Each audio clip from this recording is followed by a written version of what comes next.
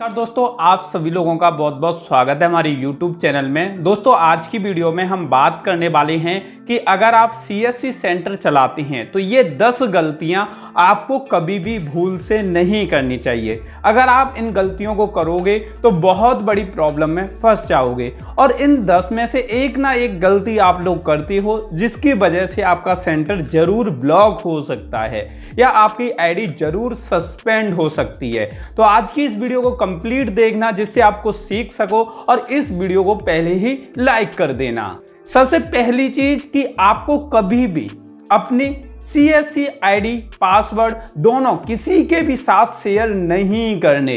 In future आप अगर किसी के साथ शेयर करते हो और CSC अथॉरिटी को इसके बारे में पता चल जाता है तो उनके पास राइट होता है कि वो आपकी CSC आईडी को सस्पेंड कर दें या डीएक्टिवेट कर दें। और आपको बताना चाहूंगा, बाई चांस आपने अपनी CSC आईडी किसी और पर्सन को शेयर करके रखी है, इन केस DM कभी भी चेक करने आ जाता है और किसी दूसरे सेंटर पर आपकी आईडी मिलती है, उस समय भी आपका सेंटर बंद किया जा सकता है। दूसरी चीज, आप CSC की किसी भी योजना को चालू करवाने के लिए किसी को भी रिश्वत ना दें, चाहे वो CSC अथॉरिटी का पर्सन हो, जैसे कि CSC का DM, कोऑर्डिनेटर, स्टेट मैनेजर, कोई भी हो, आपको रिश्वत नहीं देनी है। अगर आप रिश्वत देते हुए पकड़े गए तो CSC ने क्लियर कहा है कि जो CSC BLE होंगे उन पर भी कार्रवाई होगी। DM के साथ, स्टेट मैनेजर के साथ या किसी भी कोऑर्डिनेटर को आप रिश्वत देते हैं तो उन पे तो कार्रवाई होगी, साथ ही साथ रिश्वत देने के जुर्म में CSC BLE पे भी कार्रवाई की जाएगी। तीसरी बात आपको ध्यान रखनी है कि कभी भी अपनी CSC आईडी से अनऑथराइज्ड एक्टिविटी नहीं करनी। आपको पता होगा कि अगर आप CSC चलाते हो तो आपको बहुत सारी योजनाओं का लाभ दिया जाता है और बहुत सारी अथॉरिटी भी आप लोगों को दी जाती है कि आप इन चीज़ों को खुद भी कर सकते हैं। तो बहुत सारे CSC BLE क्या करते हैं, गलत सिग्नेचर अपने ही कर देते हैं। उनमें सिग्नेचर ठेकेदार के होने होते हैं या दूसरे लोगों के होने होते हैं, जो कस्टमर आपके पास काम कराने आते हैं उनके सिग्नेचर होने होते हैं, उनका अंगूठा लगना होता है। लेकिन जो CSC BLE हैं वो जल्दबाजी में अपने द्वारा ही उन कार्यों को कर देते हैं। तो अगर आप कोई भी अनऑथराइज्ड एक्टिविटी करते हो और इन फ्यूचर कोई भी केस आपका फंसता है तो आपको उसका हर्जाना भी देना पड़ेगा, साथ ही साथ आपका सेंटर भी बंद हो सकता है। चौथा जो पॉइंट है वो है कि अगर आप CSC सेंटर चलाते हैं और किसी जगह पे आपका खुद का एक सेंटर है तो आपके सेंटर पर हर समय CSC सर्टिफिकेट लगा होना जरूरी है और क्लियर सर्टिफिकेट होना चाहिए। कोई भी आए वो आपकी CSC आईडी को उस सर्टिफिकेट पे देख पाए, आपका फोटो भी बिल्कुल क्लियर होना चाहिए और वो हर समय, यानी कि जितने बजे से जितने बजे तक आपका सेंटर खुलता है उतने समय पर आपका CSC सेंटर पर आपका CSC सर्टिफिकेट लगा होना कंपलसरी है या जरूरी है। अगला आपको बात याद रखनी है कि जिसके नाम से भी CSC सेंटर है उस सेंटर पर उस पर्सन का होना जरूरी है। बहुत सारे लोग क्या करते हैं कि CSC आईडी ले लेती हैं, CSC आईडी लेने के बाद वो उन्हें दूसरे लोगों को दे देते हैं कि ले भाई तू चला ले, मेरे को तो टाइम नहीं है, मैं तो जॉब कर रहा हूं। तो इस तरीके से बहुत सारे लोग एक्टिविटी करते हैं।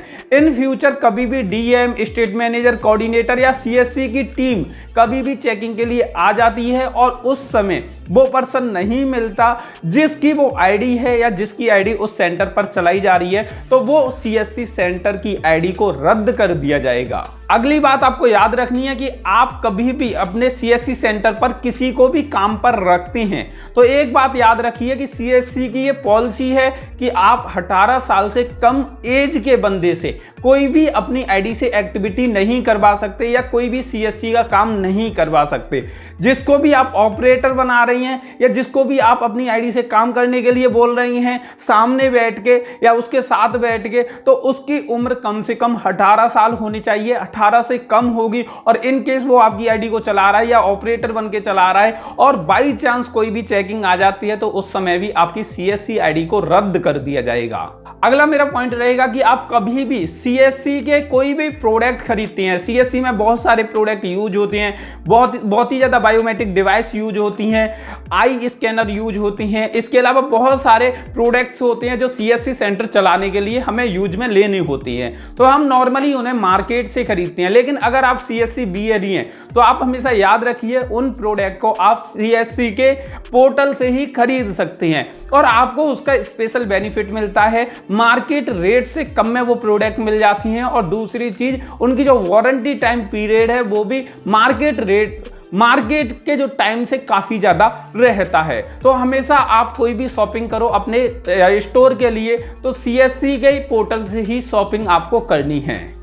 अगला जो पॉइंट है कि अगर आप सीएससी सेंटर चला रहे हैं अपने घर से या कहीं से भी, यहाँ पे आपको ये रहता है कि आप घर से भी चला सकते हैं और दुकान से भी चला सकते हैं, लेकिन ये कंपलसरी है। अगर आप सीएससी सेंटर चला रहे हैं तो आपके सेंटर के बाहर बोर्ड लगा होना चाहिए कि यहाँ पे एक सीएससी सेंटर है। जो बैनर होता है वो लगा होना कंपलसरी है। अगर आपका नहीं लगा तो आप जल्दी से जल्दी लगवा लीजिए, क्योंकि ये सीएससी की टर्म एंड कंडीशन के अंतर्गत दिया है कि कोई भी बीएलई अगर सीएससी सेंटर लेता है और उसे चलाता है और जहां पे उसका सेंटर होता है वहां पे बोर्ड लगा होना चाहिए, जिससे लोगों को पहले ही पता चल जाए कि यहां पे सीएससी सेंटर है। और ये जो डिस्ट्रिक्ट मैनेजर होते हैं वो भी जब रास्ते से निकल के जाएं तो उन्हें दिखे कि हमारा एक सेंटर यहां पे भी ओपन है। तो इसलिए आपको सीएससी सेंटर पर बैनर या बोर्ड जरूर लगवाना है। अगला जो पॉइंट है कि 30 दिन के अंदर आपको अपनी सीएससी आईडी से ट्रांजैक्शन करना जरूरी है, नहीं तो आपकी आईडी डीएक्टिवेट कर दी जाएगी।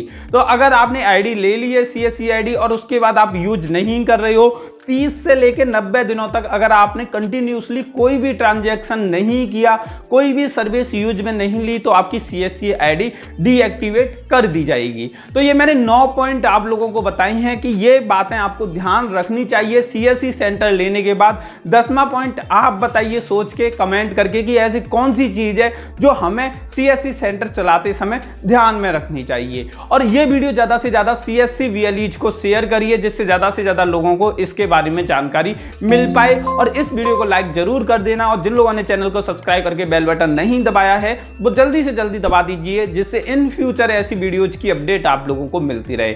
धन्यवाद आज की ये वीडियो देखने के लिए।